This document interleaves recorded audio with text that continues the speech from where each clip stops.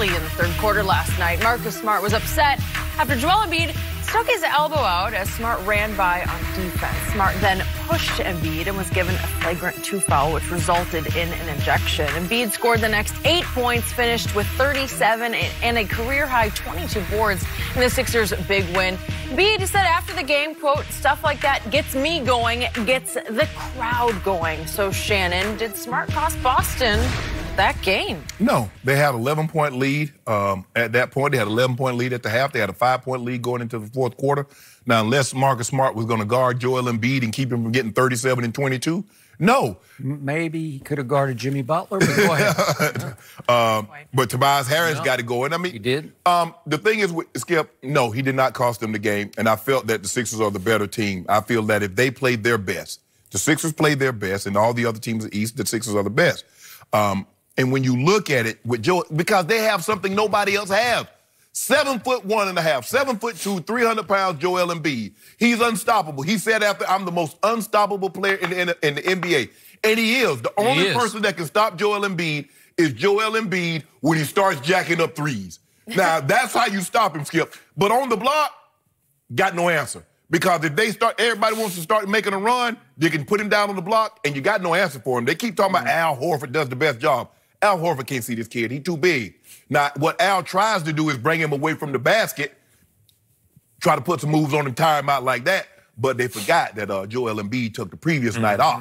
So he was rested, gave him 41 minutes. But Marcus Smart didn't cost him the game. But what Marcus Smart might do, it might cost him a series. Because you do this in the playoffs, not only are you going to get thrown out that game, you might get suspended for the next game. True. So that might cost them a game. But Marcus Smart being thrown out of this game, Skip, I don't believe it cost the Celtics this victory.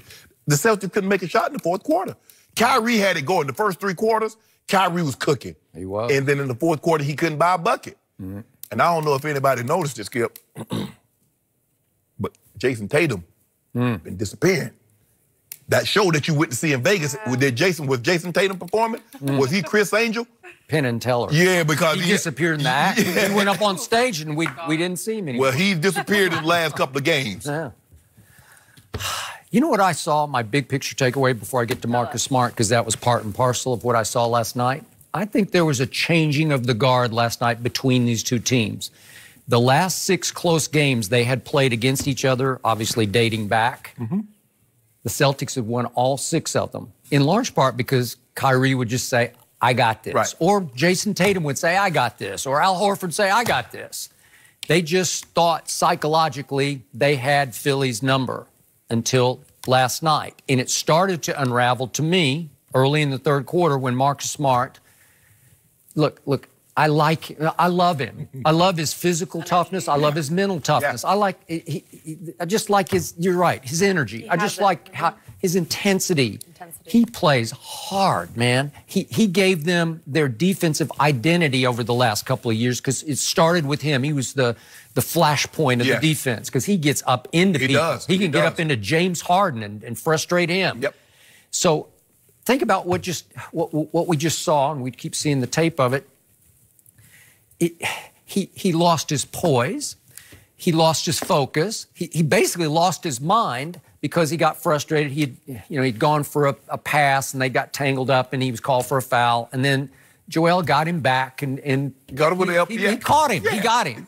But how do you respond to that? Because Joel just walked away. He turned his back and walked away. And I don't think he said anything. I couldn't see anything. And what did Marcus Smart do? Remember, he's 6 feet 4 inches tall. The other guy's whatever he is, 7'1", 7'2". Okay. And Marcus charges him from the blind side and shoves him, 2-hand shoves him. And did Joel add a little to it, a little flop to it? Probably he did. Did he exaggerate his fall? Yeah, he probably did. He tumbled. And he called it after the game a cheap shot because it was a cheap shot on the part of Marcus Smart. Because what you want Marcus to do in that situation is if you want to confront, go get in his face and confront him. Tell him about it. Hey, Joel, do that again. And then shove him when he faces him. But go face him, right? Even though you'd be looking up at him. But go face him because this proves nothing. It solves nothing. It just gets you in hot water. You get you ejected because it's an ejection move. It's just like automatic. You're going to be gone in today's NBA, not in the old NBA, but in today, you're out. What's good? First of all, in the old NBA, he had pushed somebody down like that and come back slugging.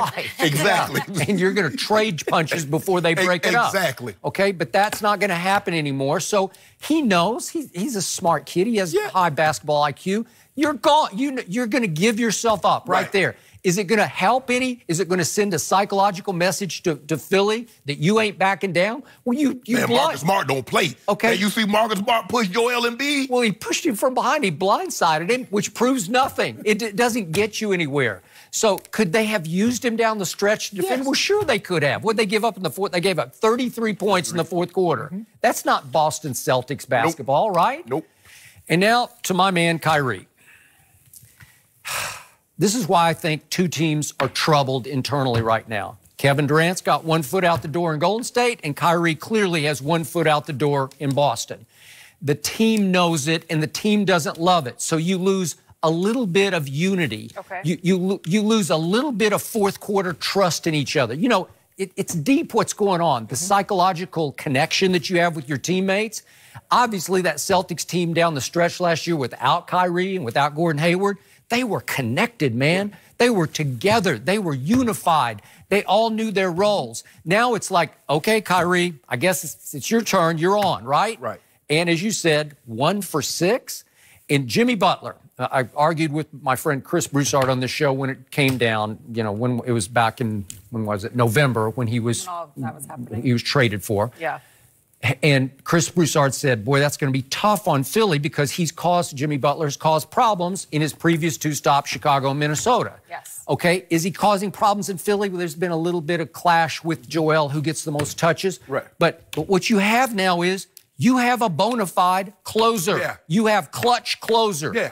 And what happened last night in the fourth quarter is that Jimmy Butler closed a lot better than Kyrie closed. Yeah. Because Kyrie, I've always said, is the best closer in the game. Right. Well, last night, for whatever reason, he wasn't. He did get a step on Joel, and I thought he had him, and Joel just wheeled and blocked it with his left hand. Blocked it with his left hand, and it was such an athletic move for a 7-1 or whatever he is. That's right? unbelievable, Skip. It's unbelievable. And you look at Jimmy Butler was phenomenal in the fourth quarter. Hey, listen. Those big threes at the start. I'm going to, real quick, so he hits one with 8:40 to cut it to 6 when it looked like they were about to teeter and go down. And then 5:31, he cuts it to 3 with a 3. And then 5:05, he tied it with the 3. And then what's he do with 5.5 seconds left? Dagger, 2-point jump shot, right? You got a guy that's a big shot taker and a big shot maker in the most dire of circumstances. Skip, he lost the ball. The ball almost went out of bounds because he tried to make I thought he had lost it. Yep. And then he comes back, and so that's what you have. You have a guy that can hit big shots. Tobias Harris can make threes. You got J.J. Redick can make threes. Ben Simmons. I mean, seriously, is there a better starting 5 than the starting 5? I don't think so. No. And the thing is that Redick and Ben Simmons didn't have a great night last night. Skip, he only shot the ball 9 times. Yeah, he's almost becoming like a cog in the wheel. Like he's just another guy, but he's a 6'11" guy. But he's a triple-double machine waiting to happen. Yeah. And he got the 3. They got the and one, and he made the free throw on top of it. That was a big play. Big time. Yeah. They're going to be to deal with. But I don't believe Marcus Smart cost him the game. It was a dumb play, and you have to be mindful of those things, especially in the playoffs. It's not a championship team play. That's what it's not. It's just one of those plays where you say, what are you doing? It's like a bad team play where it gets you nowhere, and you're better than that. As volatile as he can be, as emotional. He's not a high technical foul guy. He's not up there with Russ and KD and those guys. He doesn't do that. So usually he would pick his spot and make his statement a little better with a face-up instead of just a cheap shotty sort of push from behind. Do him like Joel got him. Yeah. Make it look like he was trying to set a pick, and you catch him with a bow. That's all you got to do. Hey, you can do. That's what Embiid did to him. Yeah. But Skip, here's the thing. I got a question for you. You know, last year and started this season, everybody, Jason Tatum. Oh, in any package that somebody wants to trade with Boston, they're going to want Jason Tatum. They still feel like that now? They still, the difference between Kyle Kuzma and Jason Tatum, Kyle Kuzma not even close. Brandon Ingram, you still feel that way? Well, lately, Kyle Kuzma hasn't been close because he hasn't been any better than Jason Tatum has been. Yeah, Jason Tatum been averaging about 13 over the last 5-6 games. Okay, all right. So Boston isn't Boston, but it feels troubled to me. It feels like it's all out of whack internally. Well, the difference is Kuzma can play without the ball because he can catch and shoot. Jason Tatum last year, he played well in that role with no Kyrie because he had the ball. Beautiful. And you mentioned those games that they were behind, 17 at game 3, and they came all the way back on Philly's home court.